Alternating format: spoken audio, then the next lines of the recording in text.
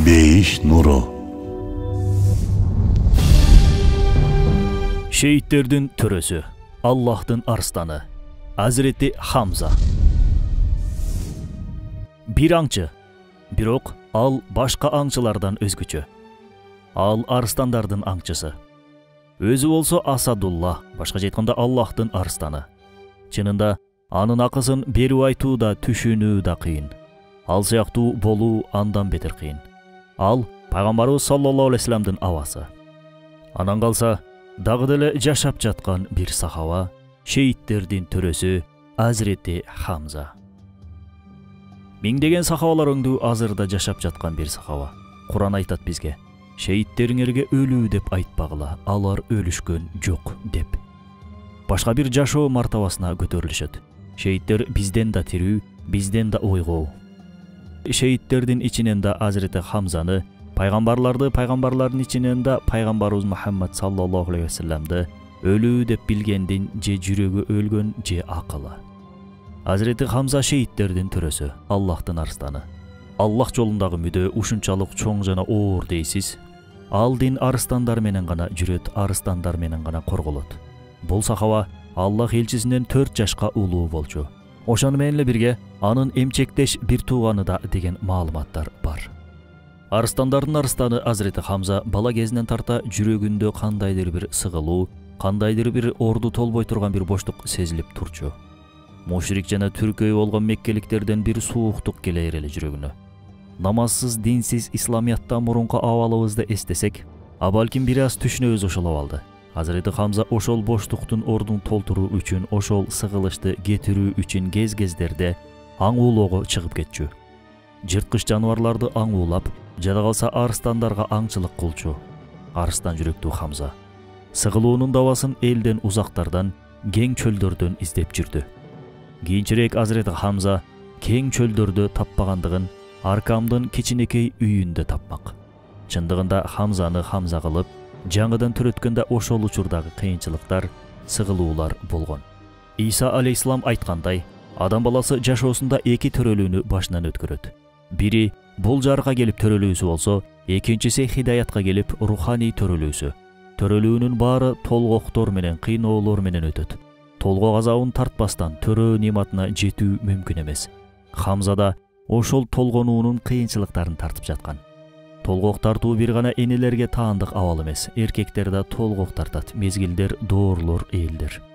Демек, эл башына, журт башына, жеке өзүбүздүн керт башыбызга кандайдыр бир кыйынчылыктар келсе, билишибиз керек, жаңы бир доордун, жаңы бир жакшылыктардын башында турабыз деп. Бул кыйынчылыктар болмоюнча эл арасынан Хамзалар, Умарлар чыкпайт. Мусулман коомунун ушул абалына ыйлап, жалбарып дуа кылмайынча Аббастар, Халиттер келбейт. Ушул кыйынчылыктардын дуасы менен келишпеди беле алар дагы исламиятка. Хамза сыяктуу эр азаматтар, баатырлар кайра качан келет деп сурай турчу болсоңуз, ак жолдон тайбасак, башыбызга не келсе да алга карай жолубузду улантсак, жабырлануучулардын үнүн уга турган Хамзаларды иншалла Аллах жөнөтөт. Бүттүм деген жерде жеттим деген Хамзалар келет, Кудай буйурса. Күндөрдүн биринде Расулуллах Сафа дөбөсүндө ибадат кылып жатканда, Абу Жахил аны паска чабуу үчүн акарат кылып, жаман сөздөрдү айта баштады. Оозунан ак ит кирип карайт чыгып жатты. Бирок Рахмат пайгамбары унчукпастан бир да сөз айткан жок. Айланасында ага болушар эч кими жок эле. Бир Умар жок эле ал кезде. Бир Хамза да жок эле. Мушрик дагы да аша чаап, буту менен пайгамбарыбыз саллаллаху алейхи вассаламдын желкесин басууга далалат кылды. Ааламдар садага кете турчу, бул башка ыплас бутуң менен басууга кандай акың бар сенин деп кыйкыргың келет ошол учурда. Пайгамбар үммөтүмүн деген кайсы адам чыдап тура алат мындай акмакчылыкка? Бир аял, болгондо да күң аял бул абалга чыдай алган эмес. Балким мусулман эмес эле, бирок ошол аял жасалган айбандыкты жүрөгүнө сыйдыра алган жок. Чөбөрүдөй болгон бул кишиге ордун билгизер кайсы арстан бар деп ойлонгон болчу. Бир арстан керек эле ошол өксүк коргоочусу жок пайгамбарга болушканга. Оюна дароо Расулуллахтын абасы Хамза келди. Анткени чөөлөрдүн тобун айдай турган арстан ошол болчу. Аңчылыктан кайтса керек, аял аны шаардын ичине кире беришинен издеп тапты. Арыстан караштуу Хамза караштары менен баарысынын жүрөгүнө сүр салып келе жаткан. Аял дароо аны токтотуп, сен ошентип аңуулап жүрө бер. Алар жээниңдин эч кими жок дегенсип ага акарат айтышсын. Аны кордосун. Алардын кылгандарына унчукпай карап жүрө бересиңби, эй Хамза, деген эле. Хамзанын көздөрүнөн өрт чачырай, кудум эле эке карегинин ордуна алоолонгон от тургандай боло түштү. Бул от чагылгандай болуп пайгамбардын душмандарынын башына түшмөк. Ачуусунан төөсүнөн секире түшүп, тездик менен Каабанын алдында жүргөн Абу Жахилдин жанына жетип барды да, менин жээнимди сөгүп акарат кылган сенби, деп кыйкырды. Кудум эле чагылгандан кийин күн күркүрөгөндөй күркүрөдү.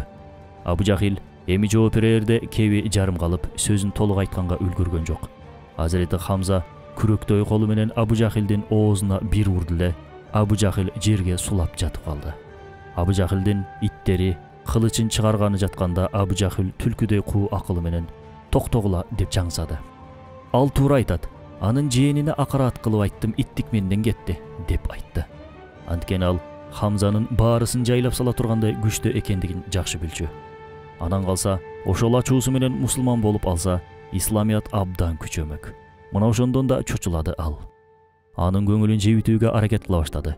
Эй Хамза, бир жолу мени угуп көрсөң, мени түшүнмөксүң. Сенин жээниңдин айткан сөздөрү биздин ортобузда бүлүк салып элди экиге бөлө баштады.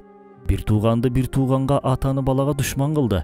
Анын алып келген дини биздин теңирлерибизди акараттап, үрп адат, салт санаабызды жок кылганы жатат, деди Абу Жахил. Ал бул сөздөр менен Хамзаны ынаандырганын ойлоп жаткан. Ошол себептен ар бир сөзүн ичинен кубана айтып жатты. Бир учурда Хамзадан ушул сөздөрдү укканда дендароо болуп нес боло түштү. Азирет Хамза: "Сен айтып жаткан дин менин диним. Керек болсо мен дагы жээним Мухаммадтын дининдемин. Кана, эркиң жетсе мени да сөг анда", деди. Абу Жахилдин ыңдыңы өчүп, кыңк этип ооза чалган жок. "Катуу күнай, тоодой болгон Хамзаны тарттырып ийдикпи", деди ичинен. "Меккенин эң күчтүү, эң өткүр баатыры да мусулман болду", деп таңыркай түштү. Бирок Азирети Хамза эмнеге ыйман келтиргенин сезген жок. Өзү да билбестен кандай бакыттын эшигин ачып алганын баамдап жеткен жок. Хамза разияллаху анху ал жерден дароо кетип, жээнинин жанына чуркады. Оюнда ага болуп өткөндүн баарын айтып, анын көңүлүн жубатмак. Анын жетим көңүлүн сылап: "Кайгырба, капаланба. Сен жалгыз эмессиң. Өйдө да өбөк, ылдыйда жөөк болуп аваң Хамза ар дайым сенин артыңда", деп айтмакчы болгон. Пайгамбарыбыз саллаллаху алейхи вассалам абасы Хамзаны ушунчалык жакшы көрчү, аны ар көргөндө көздөрү жайнап жылмая түшчү. Бирок бул жолкусунда Азирети Хамзаны көрсө да капалуу болуп көңүлү жазылган жок. Азирети Хамза да жээнин абдан жакшы көрчү. Ананчы жакшы көрбөй коюу мүмкүнбү? Анын нурдуу жүзүн көрүп, сүйбөй койгон адамдын же руху, же жүрөгү оорулуу. "О Мухаммад, эмнеге маанайың жок? Мен сенин өчүңдү алдым го, сүйүнбөйсүңбү?" деди таңдана. Караса, дагы эле пайгамбарлардын пайгамбарынын көңүлү ачылган жок. Жанына отуруп, желкесинен таптай: "Болду эми, капа болбо, жылмай", деп айтты.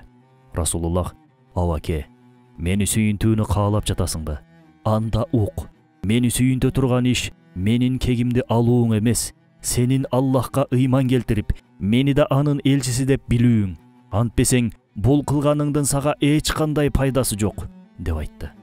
Анан Хамза ордунан туруп: "Ла илаха иллаллах, Мухаммадур Расулуллах", деп шахадат келтирди. Экөөнүн ошол учурда канча убакыт кучакташып турушкандыгын, канча мүнөт ыйлашкандыгын, экөөнүн ортосунда теңдешсиз туугандык байланыштары бар болчу. Мусулмандар да өтө кубанышты. Баары Аллаху акбар деп такбирлерди айтышты. Пайгамбарыбыз саллаллаху алейхи вассалам үчүн Хамзанын орду башкача эле. Мусулмандардын эң кыйналган учурунда, эң көп кысымдар болуп жатканда, Азирети Хамзанын исламиятка келүүсү тараза таштарынын ордун сахабалардын пайдасына оомкоро ойноткон. Аллах элчисинин жалгыздыгына Азирети Хамза таянар тоо, жөлөнөр аска болуп турган.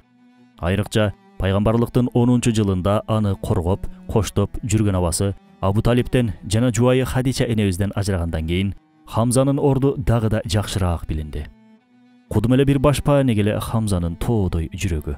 Аллах пайгамбарына өзүнөн башкага таянууга уруксат бербегендигинен улам, жашоосунда Расулуллахка жөлөк болгон ким бар болсо, баарын калтырбай алып кеткен эле.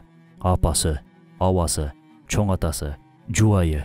Балки мына ошол үчүн да Хамзаны пайгамбарыбыз саллаллаху алейхи вассаламдан эрте алып кеткендир.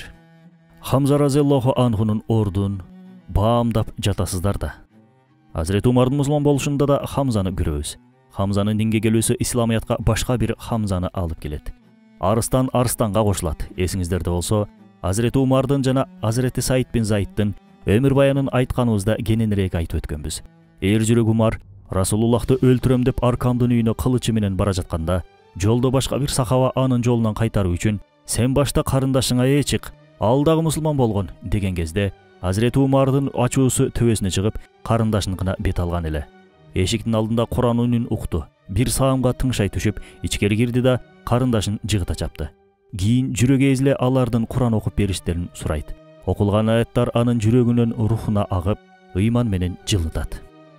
Ошентип Аркамдын үйүнө өлтүргөн эмес, тирилгени барганында эшиктин оозунан Хамзаны көрөт. Пайгамбарлар төрөсү Аркамдын үйүндө олтурган. Умар эшикти какканда, сахабалардын бири колуна кылычын кармап "Умар келди" деп титирей түшөт. Ошондо Азирети Хамза: "Ал Умар болсо, мен дагы Аллахтын арыстаны Хамзамын. Эгер жакшы ниет менен келсе, жакшылык табат. Эгер жаман ниет менен келсе, менин кылычым таптаяр. Келери бардын көрөрү да бар. Ачкыла эшикти" деп айтат. Аллах элчисинин жанында Хамзанын да, Умардын да орду аябай чоң болчу. Таразанын эки тарабындагы табактарын өзгөртүп салгандай өзгөчө кишилер эле. Жада калса Умардын мусулман болуусу үчүн Аллах элчиси атайын дуа да кылган. Күндөрдүн биринде Азирети Хамза Жабраил алейхисаламдын чыныгы кейпин көрүүнү каалаганда, пайгамбарыбыз саллаллаху алейхи вассалам балким мына ошол үчүн анын суранышын четке кагалган эмес. Арыстан жүрөктүү Хамза Каабанын жанында Жабраилдин болгону согончогунун учун көрсө дагы чыдай албай эсинен танды. Жабраил ушунчалык айбаттуу, ушунчалык сүрдүү жаратылган эле. Эми Аллахтын айбатын сиз ойлонуп көрүңүз. Жабраилдин болгону бир канаты 7 кабат асмандын шыбына чейин чоңдукта. Эки көзүнүн ортосундагы аралык горизонтту каптай турганчалык узактыкта. Жок, Аллахтын айбатын элестетпеңиз, жөн гана өзүңүз ойлоп көрүңүз. Ушундай улуу Аллахка акысын берип ыйман келтире албаган адам Хамзаны да, Алини да, Умарды да түшүнө албайт. Устат Бедиузаман кандай сонун айткан: "Ыйман ары нур, ары күч кубат. Чыныгы ыйманга ээ болгон киши ааламга каршы тура алат" деп. Ооба, ыйман бул нур. Ыйман караңгылыкты жарыта турган бир нур. Туура, ыйман бул күч кубат. Даражасына жараша ар кандай душманды тизе бүктүрө алат. Хамзанын да ыйманы жүрөгүндө бүчүр байлап, Умар менен колмо-кол болуша Каабага карай бет алышты. Бүт Мекке нес болуп калган болчу. Мушриктер бул экөөнүн баатырлыктарынын алдында унчук албай олтуруп калышты. Чыныгы ыйманга ээ болгон эле Хамза эми бүткүл дүйнөгө эрөөлгө чыккан болчу. Бадырда дээрлик ар бир мушриктин денесинде Хамзанын кылычынын издери калган. Шайба, Утба, Тувайба сыяктуу мушрик лидерлерди өлтүрдү. Мушриктердин топторунун арасын жарып алдыга бара жаткан. Мушриктер жеңилип калышкандыктан улам ачуулана кутурушкан болчу. Айрыкча Хамзаны жеп салгыдай ачуулуу абалда калышкан. Хамзанын канын ичишпей туруп болсо да көк сөөлөрү канча эмес. Анткени Азирети Хамза алардын эң урматтуу кишилерин өлтүргөн эле. Ошондуктан өздөрүнчө бир план түзүштү. Найза атуунун устасы болгон Вахши бин Харп атындагы бир кулга эркиндигин убадалап Хамзаны өлтүрүү үчүн жалдашты. Арадан 1 жыл өтүп, мушриктер согушуу максатында Мадинаны көздөй баратышкан. Келишилген убакыт жакындаганда мусулмандар да ичара кеңешип, шаардан сыртка чыгып согушууга келишишти. Аллах элчиси Мадинанын ичинен туруп согушууну сунуштаган, бирок жаш сахабалардын "Биз Бадырга катышпай калдык, эми жок дегенде Ухудта Бадырды көрөлү" деген пикири алдыга сүрөп өтүп кетти. Арыстан жүрөктүү Хамза да жаштардын пикири менен пикирлеш эле. Анткени ал салгылашууну жакшы билгендиктен кылычташуунун тилин жакшы түшүнгөн.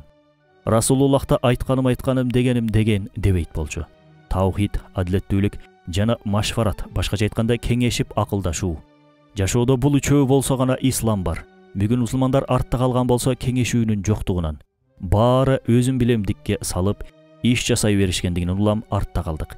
Эмесе башкы имамыбыз пайгамбарыбыз Мухаммад саллаллаху алейхи вассалам ар дайым кеңешүү менен иш алып барчу.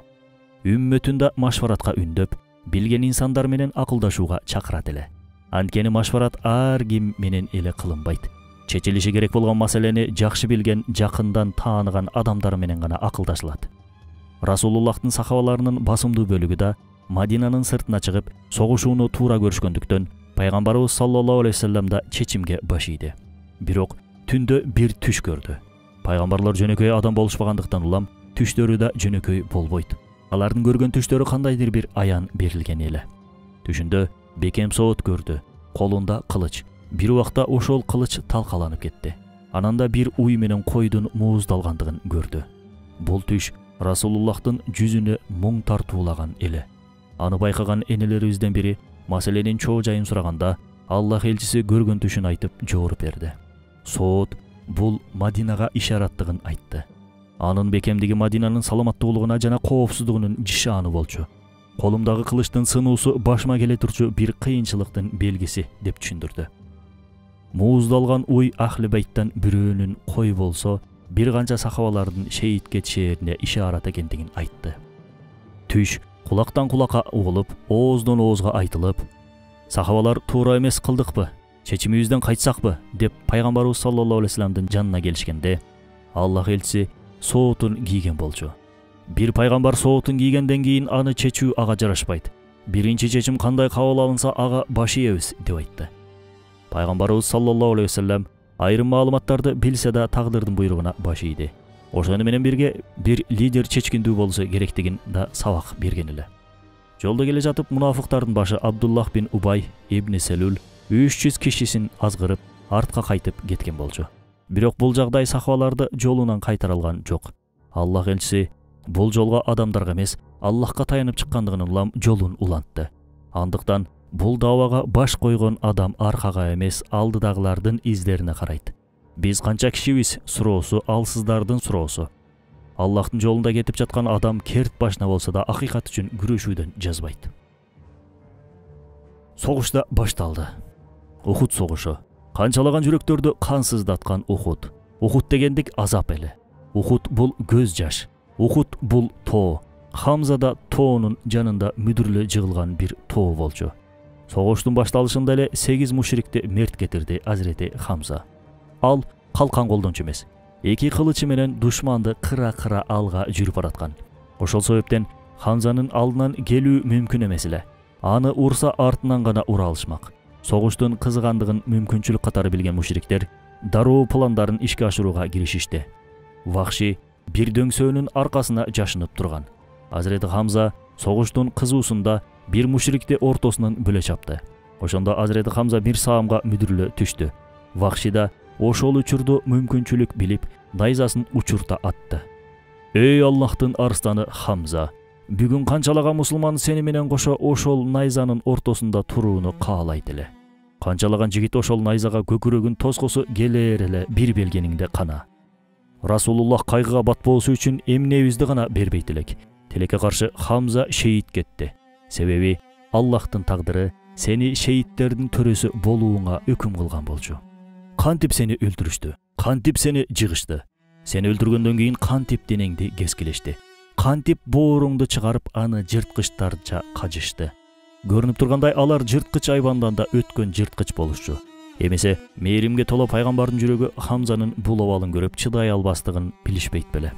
Аллах элчиси саллаллаху алейхи вассалам согуштан кийин Азирети Хамзаны таба албай, Азирети Алини Хамзаны издеп кел деп жөнөткөн эле. Пайгамбарыбыз саллаллаху алейхи вассалам анын шейит кетерин жакшы билген. Ошол себептен согуштан мурун абасына карап-карап көздөрү муңга толуп жаткан. Жан досу Абу Бакыр баамдаган болчу бул көз караштын маанисин. Сураган кезинде пайгамбарыбыз саллаллаху алейхи вассалам жооп бере албай, сөздөрү тамагына кептелип туруп калган эле. Кантсе да ошондой болду. Азирети Али келип, "О Расулулла, Хамза шейит кетиптир" деди. Расулуллахтын жүзү муңая түшө, "Мени дароо анын жанына алып бар" деп айтты.